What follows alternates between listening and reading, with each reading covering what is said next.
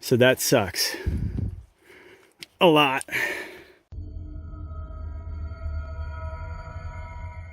Oh, hey there, Mission Control. It's a little rainy and cool out today, which is a great thing. Rain in the spring means more flowers, more grass, more pasture land. Speaking of pasture land, today I'm going to be working outside. I'm actually going to have to go mobile with my phone.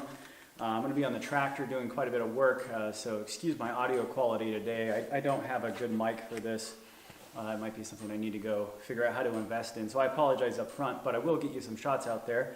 We need to go do some brush hogging and for the neighbor, and we need to go do some fence building as well, and kind of show you where I'm at with that and what we're up to. Lots of fence to build. And I've learned a lot about fencing as a new person to fencing, I would say, 9 years ago. So 9 years of experience with fence, and I can tell you passionately what things I like and don't like, and I've shared that in previous videos as well. So I'll share some more of that today with you guys, especially if you're just getting into ranching or farming and you want to raise some livestock. I've got a lot of stuff I'd like to pass on for folks, so we'll do that today. Get some action shots out there, and overall kind of show you a little bit more of the land and what we're doing to help out our neighbor. I did a live stream a while ago.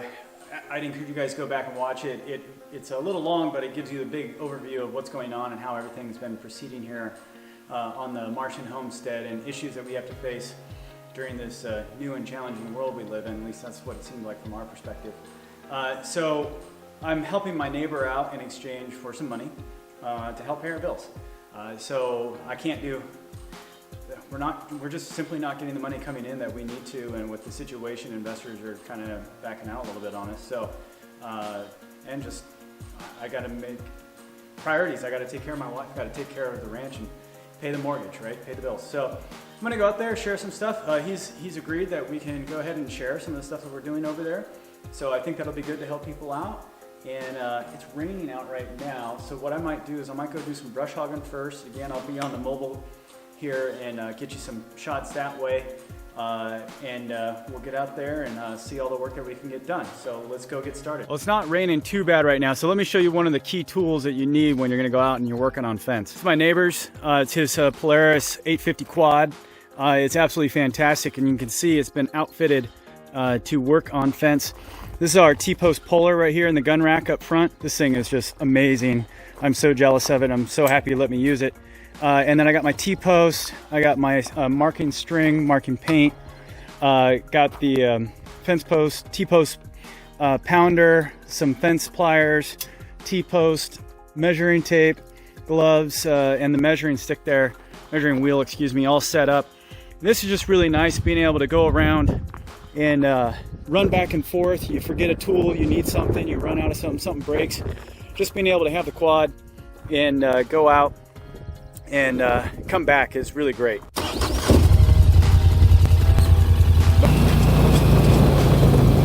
You don't get your steps in, but hey, when you're doing fence, you get your steps in even when you're on a quad. There are a bunch of different ways to do fencing, okay? So there's gonna be people that watch this video and be like, don't do it that way. And they're fine, just say that. And there'll be other people like, oh, I never knew that, I didn't do that. Fencing is, I think, more art than science. So what I've learned, you always want to set your line first, right? Now, there's different ways you can do your line to make your fence. So here's the line, right? See the rope or the string going out there? And here's this one right here. All right, now this one actually needs to move over this way because we've got to cross this ditch, and I've already marked it on the ground. So what we need to do is get a post, and then we'll set this right here, because these two, this one here and this one there, as well as the two on the other side, see that gap? Those ones are going to be actual wood posts. So those would be H-brace that you're going to be putting in there to help deal with the fact that you're on a turn here. And when you have a turn, you want to have posts that are really well set, because you're going to put in extra pressure on them. So we've got to establish this turn, and then we go this way. And here we've got the road that we're dealing with, as well as the existing fence line. So we're going to want to bring this out here, because I'm trying to maintain a 5-foot spacing from the road to the fence, and maintain that consistently all the way down as you go. See the fence there? It's nice and straight, it looks good, it curves with the road, it creates a natural separation, and it's just turned out really nice.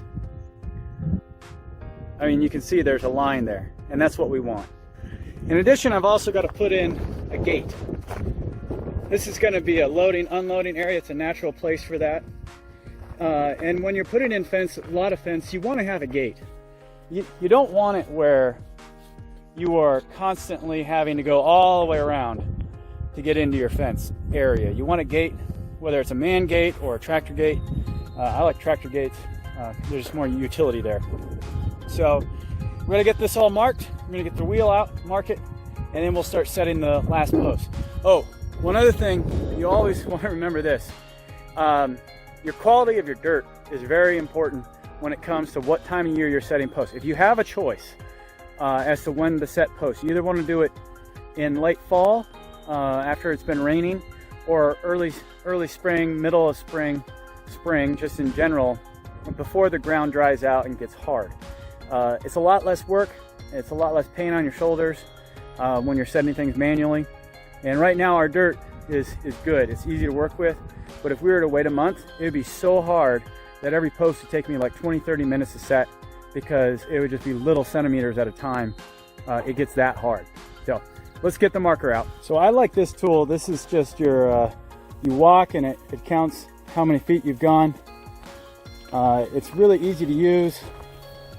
This one's been used so much, I've had to take it apart a few times and fix it, because it's had a rough life. There's a distance that I have that I'm trying to maintain them on. I can't do it on this one. It's not going to let me. So I'm just going to have to choose here where I want it.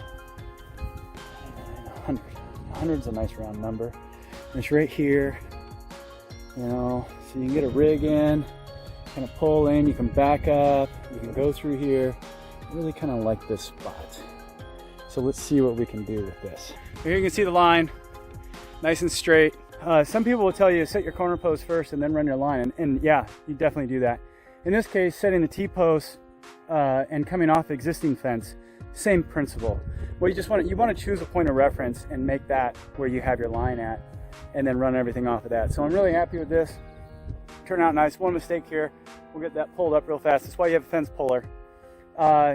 You can use a tractor and a chain to pull fence, but it's way slower. It might be counterintuitive. It's faster to do it by hand than it is to use a tractor. Just think about it.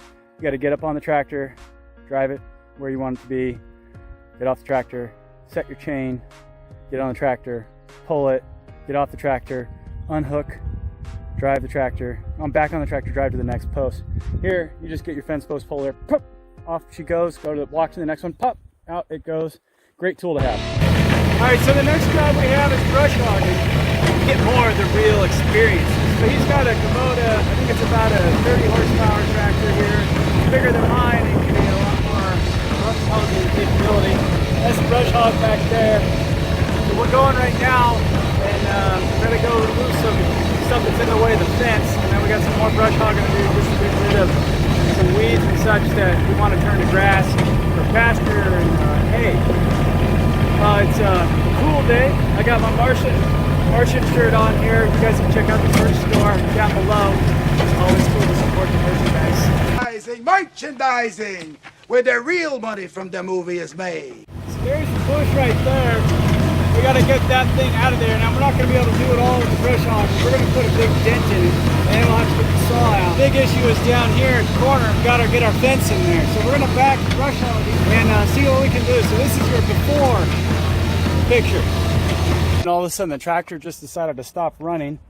I got no leaks, no oil, no anything bad looking, but I popped the hood, and what I found is, I've already been getting it out, but it looks like there is a big mouse nest in here, and I think we may have overheated it, so I'm checking it out right now. Pretty sure this is what happened. Watch all this stuff come out. That's not supposed to be like that. I need the big air gun to get in there and really give it what's for. Continue my troubleshooting. This is the forward fuse box. I checked all the fuses, but look at this one here. This is how it's supposed to look. This is how it looks. That is the main breaker. That could be our problem right there. It's filled with junk, probably the same mouse nest. Look at all the dirt skunked in there. I got it all out from in there. All right, I think I found our culprit. This is the fuel line, fuel filter. I took the fuel filter out and had a bunch of stuff in it. And as you can see, that is not a good fuel flow. What that means is we got a bunch of stuff in the gas tank and we got to get it out of there. So that sucks a lot. I just got the fuel line off. I don't think that's supposed to be there. Yeah! Took me for freaking ever to purge the fuel lines. That thing is going again. Of course, I had to do a little trick here. I had to bring the old truck down because I forgot that for a diesel, if you run out of fuel, you've got to purge the fuel line. So I ran the battery so much trying to get it going, I killed it, but we're all good now. So this is one of those moments where in my life, I'm not an expert at things, right? But I've been around a lot of different people that have taught me a lot of stuff.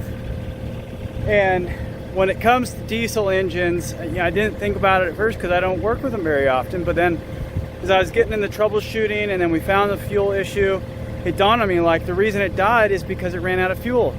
And somewhere along my life, I forget who, but thank you, maybe it was my dad or my stepdad or a friend, but someone told me, hey, if a diesel runs out of engine, there's a whole process to go through. So as soon as I remembered that and we found the fuel problem, then I started looking it up, and sure enough, you had to purge the fuel lines going up to the top of the engine there. So I loaded up with tools here, and yeah, we got her done. She's running now, and I lost a little fuel, but you know, that's okay. Gonna go get some more brush hogging done, and then I'm gonna take the thing up, do some good maintenance on it, and make sure it's all good. But hey, we got it running again, and I feel really good about myself right now. When you fix something, when a piece of machinery is broke and it don't work, and normally you have to call someone if you don't know what you're doing, and I got it all figured out. So I feel really good. So praise God, we got her done. No brush hogging, try to get rid of all this stuff. Hard to clean that out.